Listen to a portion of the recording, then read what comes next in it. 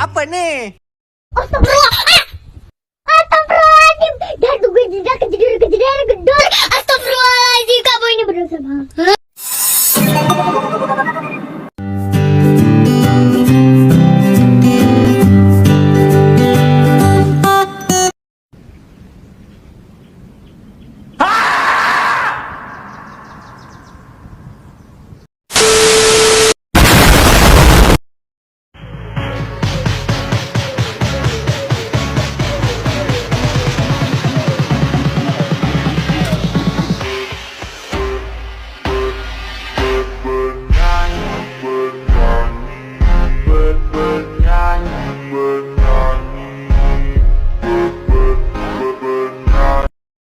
Assalamualaikum warahmatullahi wabarakatuh. Di pertemuan video kali ini, saya Kasrina Salsabila dengan NIM 22060021 Prodi Ekonomi Pembangunan akan membahas kembali mengenai statistika dengan bab 2 yaitu penyajian data. Di sebelumnya kita sudah membahas mengenai pengantar statistika, mengenai pengertian, jenis-jenis, dan segamalam statistika. Dan sekarang kita akan tentang penyajian data. Penyelesaian terhadap suatu permasalahan dilakukan dengan mengumpulkan data, menata data, menyajikan data, dan melakukan penarikan kesimpulan. Di video kali ini kita akan membahas mengenai penyajian data. Untuk itu, mari kita simak video mengenai penyajian data berikut ini. Di materi pertama, kita akan membahas mengenai distribusi frekuensi. Apa itu distribusi frekuensi? Distribusi frekuensi yaitu pengelompokan data ke dalam beberapa kategori yang menunjukkan banyaknya data dalam setiap kategori. Dan setiap data tidak dapat dimasukkan ke dalam dua atau lebih kategori. Distribusi frekuensi memiliki langkah-langkah. Ada 4, yaitu dengan yang pertama yaitu mengumpulkan data. Sebagai calon investor di pasar saham, langkah pertama yaitu mengumpulkan data harga saham yang ada di bursa efek. Sedangkan apabila Anda membeli mobil, tentunya akan mengumpulkan data-data harga mobil. Contoh, membelikan saham pilihan di BEI apabila Anda tertarik menjadi investor pasar saham, yaitu segmen di mana harga per lembar saham antara 75 sampai 115. Data tersebut diambil dari www.duniainvestasi.com atau BEI atau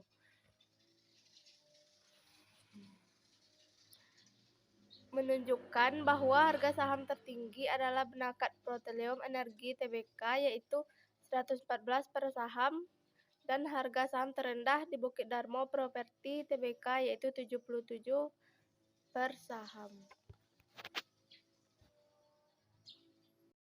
Langkah kedua yaitu mengurutkan data dari yang terkecil ke yang terbesar atau sebaliknya.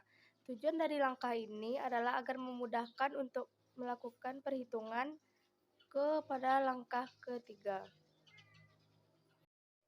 Langkah ketiga yaitu membuat kategori kelas, yaitu data dimasukkan ke dalam kategori yang sama sehingga data dalam kategori yang sama mempunyai karakteristik yang sama. Untuk membuat kategori atau kelas, tidak ada ketentuan pasti untuk mengatur berapa banyaknya kelas. Jumlah kelas bisa hanya 2 perusahaan dengan yang rendah dan tinggi, atau 3 dengan rendah, sedang, dan tinggi, atau lebih. Namun demikian disarankan untuk membuat kategori yang baik dan mengikuti cara sebagai berikut, yaitu jumlah kategori K sama dengan 1 ditambah 3,332 log N. Untuk langkah keempat, yaitu mengenai interval kategori atau kelas, di mana batas bawah dan batas atas dari suatu kategori. Interval kategori memiliki rumus, yaitu interval kelas sama dengan nilai terbesar dikurang nilai terkecil per jumlah kelas. Dari contoh data harga saham di BEI, terlihat bahwa harga saham terkecil 77 dan harga saham terbesar adalah 114, serta jumlah kategori adalah 5. Sehingga bisa dibuat interval kelasnya yaitu 114 dikurang 77 per 5 dengan hasilnya 7,4. Jadi interval kelas 7,4 yaitu jarak nilai terendah dan nilai tertinggi dalam satu kelas atau kategori. Setelah data interval kelas, selanjutnya kita akan membuat langkah mengenai melakukan penuturan atau pentabulasian dari data mentah yang sudah diurutkan ke dalam kelas interval yang sudah dihasilkan pada langkah ketiga. Jadi setelah data terkelompokkan, maka akan lebih mudah dalam menentukan kelompok saham yang mana yang Anda pilih. Karena dari segi harga saham, setiap kelas mempunyai karakteristik yang berbeda dan yang sama. Maka tidak ada perbedaan antara membeli saham Bukit Darmo atau dengan saham-saham yang lainnya. Bagi pengambil keputusan atau investor tentunya akan aman apabila harga saham berada di kelas menengah atau atas.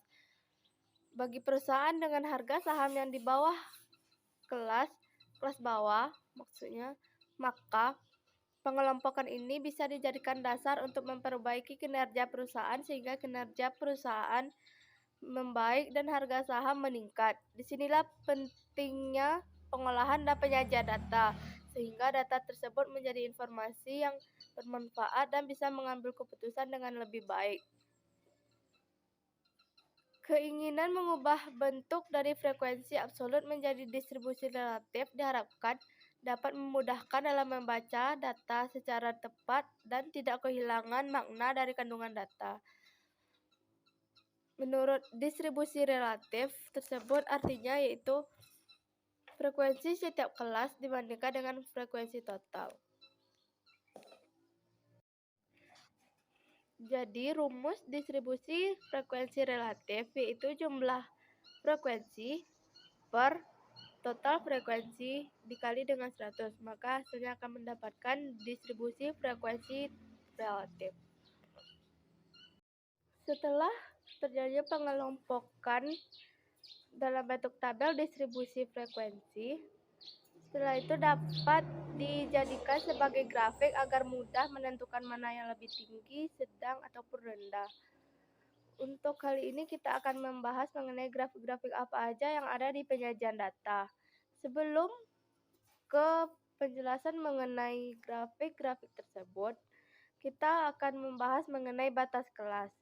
Batas kelas merupakan nilai terendah dan tertinggi pada suatu kelas.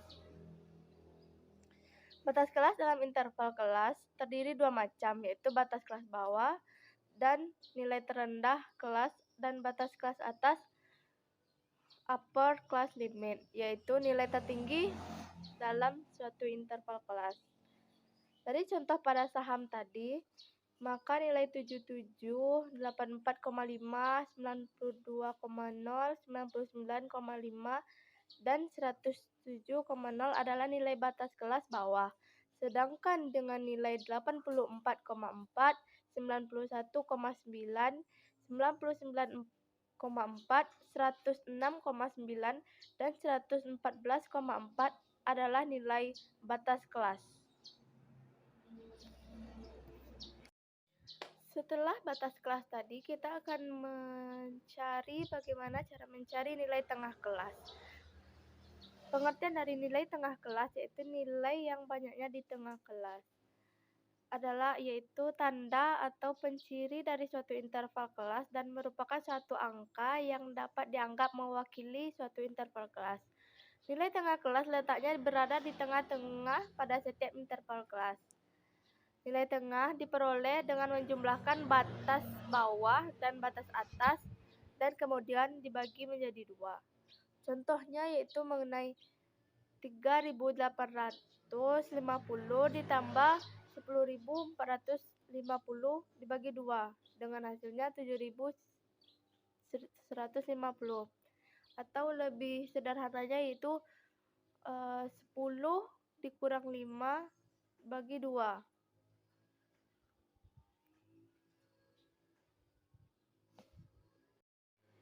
Selanjutnya kita akan membahas mengenai tepi kelas.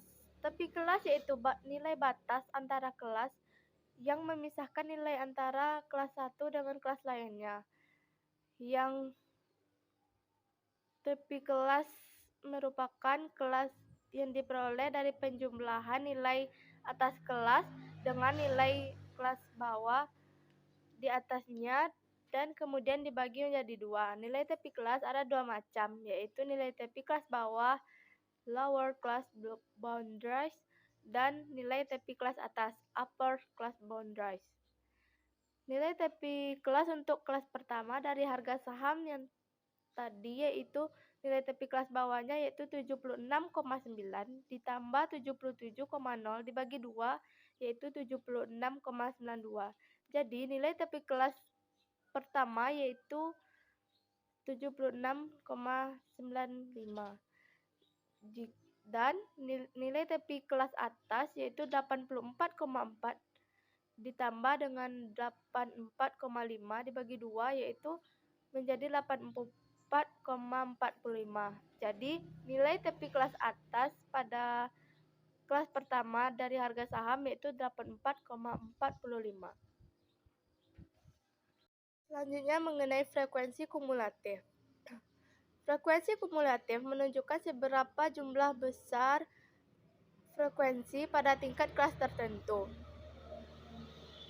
Frekuensi kumulatif diperoleh dengan menjumlahkan frekuensi pada kelas tertentu dengan frekuensi kelas sebelumnya. Frekuensi kumulatif dibedakan dalam dua bentuk, yaitu frekuensi kumulatif yang kurang dari yang merupakan penjumlahan dari mulai frekuensi kelas terendah sampai tertinggi, dan jumlah akhirnya merupakan jumlah data, atau N. Frekuensi kumulatif lebih dari merupakan pengurangan dari jumlah data N dengan frekuensi setiap kelas dimulai kelas terendah dan jumlah akhirnya adalah 0. Setelah kita membahas mengenai batas kelas, nilai tepi kelas, selanjutnya kita akan membahas mengenai grafik pada penyajian data. Dalam suatu laporan perkembangan sesuatu, baik mengenai saham, harga mobil, kualitas motor, dan sebagainya, pasti manusia akan lebih tertarik mengenai grafik. Karena dengan bentuk gambar dan sesuatu yang ditampilkan dalam bentuk visual akan lebih mudah diingat dan bisa mudah dipahami daripada hanya menggunakan dengan angka. Yang pertama, kita akan membahas mengenai grafik pada histogram. Apa itu histogram? Histogram merupakan bentuk diagram yang mudah dipahami. Histogram diagram balok karena frekuensi yang disajikan dalam bentuk balok. Histogram menghubungkan dengan tepi kelas interval pada sumbu horizontal atau X dan frekuensi setiap kelas pada sumbu Y, yaitu yang ada di histogram yaitu mengenai nilai tepi kelas dan jumlah frekuensi. Setelah kita membahas mengenai histogram tadi, yang kedua yaitu poligon, grafik poligon. Poligon hampir sama dengan histogram, namun perbedaannya histogram menggunakan balok, sedangkan poligon menggunakan garis yang menghubungkan titik-titik yang merupakan koordinat di antara nilai tengah kelas dengan jumlah frekuensi pada kelas tersebut. Titik tengah kelas merupakan representasi dari karakter kelas dan nilai tengah ini menggantikan posisi interval kelas pada diagram histogram. Jadi pada poligon juga memakai mengenai nilai tengah kelas dan jumlah frekuensi pada kelompok-kelompok yang sudah kita buat tadi. Yang terakhir mengenai kurva Auger. Kurva ogive ini merupakan diagram garis yang menunjukkan kombinasi antara interval kelas dengan frekuensi kumulatif. Kurva ogive menunjukkan frekuensi kumulatif pada setiap tingkat atau kategori. Sumbu horizontal pada kurva ogive menunjukkan tepi kelas interval kelas, dan sumbu vertikal menunjukkan frekuensi kumulatif. Jadi, pada kurva ogive ini menggunakan prekumulatif kurang dari dan memakai frekuensi kumulatif lebih dari. Jadi, dari pembahasan kita sebelumnya dapat kita menarik kesimpulan bahwa penyelesaian terhadap suatu permasalahan dilakukan dengan mengumpulkan data, menata data, menyajikan data, dan mengambil kesimpulan. Dan distribusi frekuensi pengertiannya yaitu penataan data dengan mengelompokkan data ke dalam kategori yang sama dengan tujuan agar lebih mudah dipahami dan lebih informatif untuk mengambil putusan. Selanjutnya yaitu langkah-langkah dalam membuat distribusi frekuensi, yaitu menentukan jumlah kelas dengan menggunakan rumus Tagras, yaitu jumlah kelas K sama dengan 1 ditambah 3,322 log N, di mana K sama dengan jumlah kelas dan N adalah jumlah data. Jumlah kelas minimal mengikuti aturan 2K besar dari N, atau B menentukan interval kelas, yaitu nilai tertinggi kurang terendah dibagi dengan jumlah kelas. Yang terakhir melakukan penuturusan, yaitu memasukkan data ke dalam interval yang kelas yang ada. Selanjutnya yaitu mengenai ketentuan-ketentuan dalam menyusun distribusi frekuensi. Yang pertama yaitu tidak ada kelas yang tumpang tindih. Yang kedua yaitu setiap data hanya dapat dimasukkan dalam satu kelas. Yang ketiga yaitu setiap interval harus mempunyai ukuran yang sama. Yang keempat yaitu jumlah kelas diusahakan minimal 5 atau lebih dari 15 kelas. Yang terakhir yaitu penyajian data dapat dilakukan mengenai grafik seperti histogram, poligon, kurva ogive. Histogram menghubungkan antara interval kelas dengan frekuensi, sedangkan poligon menghubungkan antara nilai kelas dengan frekuensi, dan selanjutnya kurva ogive menghubungkan antara interval kelas dengan frekuensi kumulatif. Jadi itulah pembahasan materi mengenai penyajian data. Saya Kasrina Salsabila dengan NIM 22060021 Prodi Ekonomi Pembangunan. Jika ada salah kata saya mohon maaf. Wabillahi taufik wa hidayah.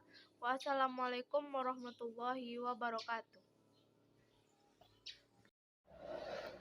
Dalam pembuatan mengenai grafik histogram, kita menggunakan 3 langkah pada pembuatan tersebut. Yang pertama yaitu kita bisa menggunakan Microsoft Excel yang merupakan program statistik yang bermanfaat untuk membantu menyajikan grafik. Dalam laptop kita menggunakan Microsoft Excel versi yang 2013. Yang pertama yaitu bukalah program Microsoft Excel pada komputer dengan menekan icon Start, pilih Program, dan kemudian pilih Microsoft Excel. Yang kedua yaitu setelah Microsoft Excel dibuka, masukkan data ke dalam sheet yang ada. Masukkan data interval dalam satu kolom dan data frekuensi dalam satu kolom. Untuk membuat grafik chart dapat dimulai dengan satu yaitu menyeleksi range data, kemudian pada menu insert tekan icon insert, jenis grafik yang dipilih di mana untuk membuat grafik histogram, klik icon insert kolom chart.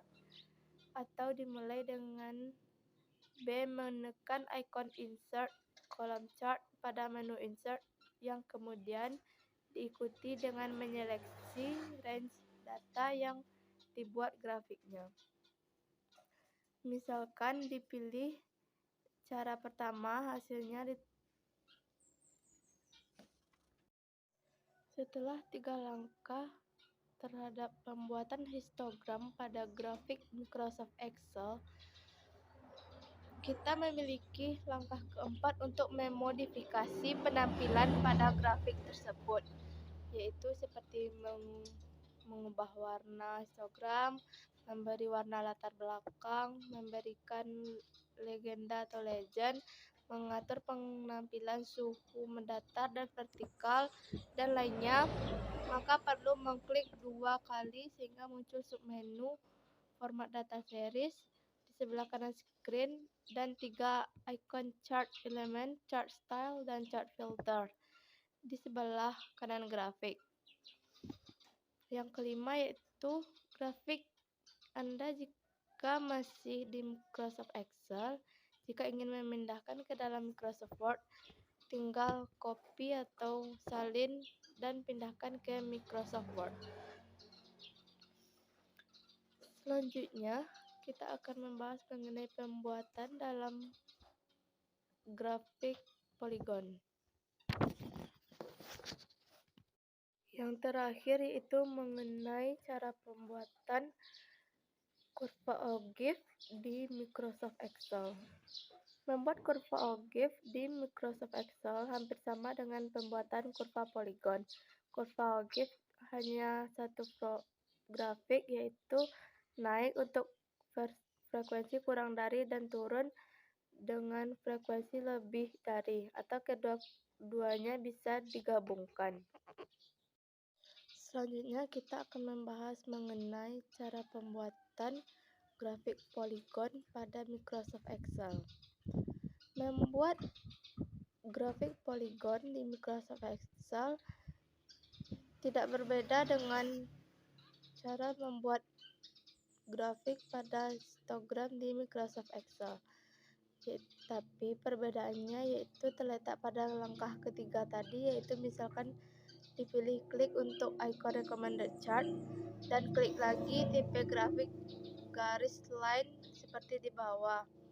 Kemudian klik OK yang akan menghasilkan grafik poligon. Langkah selanjutnya